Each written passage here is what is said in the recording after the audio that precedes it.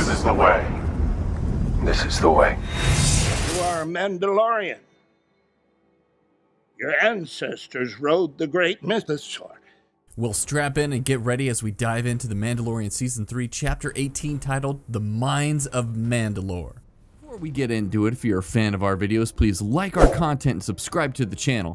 It really does help us out and gives us the opportunity to create more content for you. Alright, let's get into it. We open up on Tatooine where it's Boonta Eve, and we get to see Peli Motto again, and I gotta say, Amy Sedaris always knocks it out of the park, and I always find her character enjoyable. We see her and the Jawas essentially grifting a Rodian customer who wants his speeder fixed, and we come to find out that the Jawas are the ones who stole the parts, which is in line with what we have seen in the past from these guys.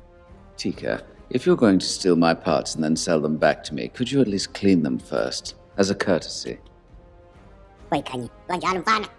Din arrives and we see that Grogu almost talks when he leaps into the hands of Peli after landing. Din tells Peli he is looking for a memory circuit for IG-11, but even the Jawas are not able to help him get this one. Since the IG units are pretty rare, I love that Peli calls Din a grandpa during this time too. Awesome. Then Peli Motto suggests he buy her R5 astromech droid, which if you didn't know, R5-D4 was the droid that Luke picked in A New Hope, but replaced with R2-D2 when he saw that he had a bad motivator. We learn in this that R5 had at one time fought for the rebellion, so perhaps this astromech was also on the Tantive 4 as well. Din begrudgingly agrees, and Peli reinstalls the astromech port on his N1 starfighter, and they take off while Grogu observes a spectacular fireworks show from Boonta Eve. I love that we get just enough time with Peli Motto, and it was definitely a feel-good moment during this episode. Then they actually make it to Mandalore. I thought this would actually take some time. I thought it would be a couple of episodes before we actually got to Mandalore, but here we are. We're at Mandalore, and Din is once again teaching Grogu all about their homeworld, which he admits he's never been to himself, and points out that he grew up on the moon of Concordia. He also shows Grogu that Kalevala, the home planet of Bo-Katan, is also in the same system. I love these moments between Grogu and Din, and it works to inform the audience of the setting as well. After they enter the atmosphere, we get a beautiful shot of the environment that has been glassed over by fusion bombs during the Night of 1,000 Tears. With green, jagged glass all over the surface, they land and Din sends out R5-D4 to find out if the air is poisonous, but they lose contact with the droid and Din ends up going after him. Now I thought watching this episode, why did he even need a droid if he could pressurize his helmet like that? But this adventure is really fun, so it didn't bother me, and I just let it slide. Din enters the cave and sees the ruins of the city of Sundari, the capital city of Mandalore. Din is suddenly attacked by 3 Alamites, who reminded me a lot of the Morlocks in H.G. Wells' The Time Machine. Din pulls out the Darksaber to fight the Alamites, and we see once again that he's still having trouble wielding the blade, as it's clearly too heavy for him. But even though it's too heavy for him, he does manage to fight off the creatures and brings R5 back to the surface, and finds out that the atmosphere isn't poisonous, and Din remarks that Bo-Katan was right, the planet isn't cursed. So Grogu and Din travel down, and we see a bunch of creatures, and as Din looks at an old Mandalorian mask, he's snatched up by a robotic spider, and we see this robotic one-eyed looking bug thing has captured him and disarms him of his blaster and Darksaber, throwing both weapons on the ground. And while Grogu tries to free him, he isn't strong enough, and Din tells him to go find Bo-Katan. So Grogu races out and boards the Naboo starfighter to jet on over to Kalevala. Then we see Bo-Katan still on her throne, all alone as the N1 starfighter lands. Bo-Katan goes out to tell Din to leave, but sees Grogu is alone and takes her Gauntlet starfighter along with Grogu and R5 to Mandalore. There, Grogu leads Bo-Katan on down, and Bo-Katan ends up fighting the one-eyed robotic bug guy and wields the Darksaber, which she definitely is an expert in, so we can see that she's highly proficient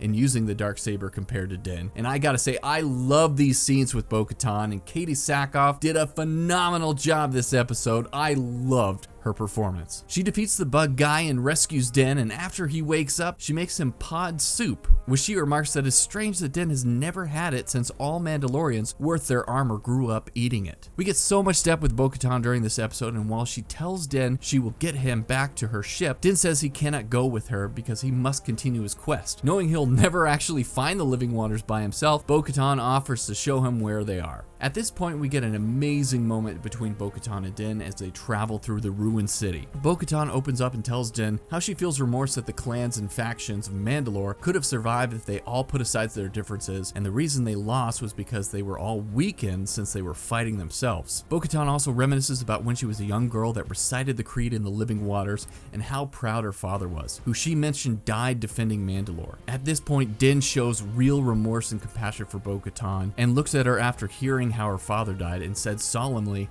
"This is the way," showing how much he respects her father and the sacrifice he made for Mandalore.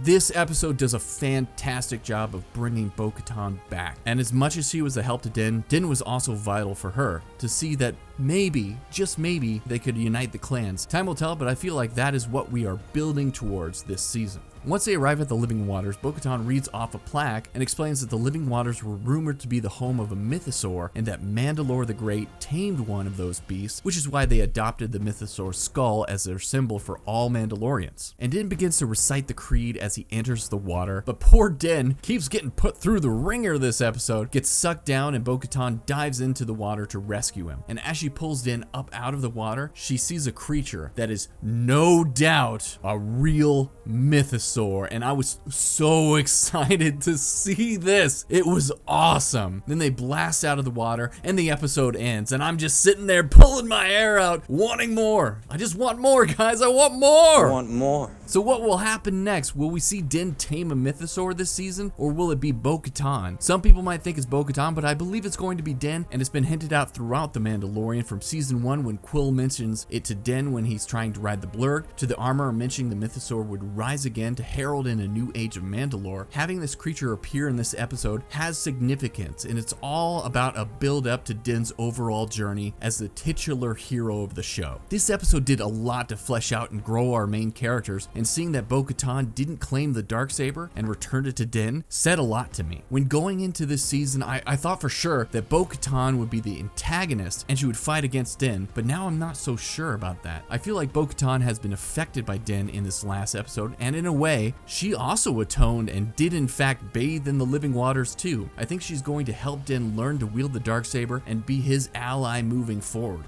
What do you think? As always, please leave me your comments about this. Let me know what you think. All in all, this episode was amazing, and I am so excited to see more. It was so fun. It helped expand the lore, and it brought so much depth to these characters. So for my rating, I can't find any fault in this, so I gotta give this one a 10 out of 10. It's one of the best episodes of The Mandalorian yet. So what did you guys think? What would you rate this episode? Let me know in the comments. So thanks for joining me today on Fatherly Fandom, and don't forget to subscribe to the channel. And from our families to yours, have a good one, and may the Force be with you.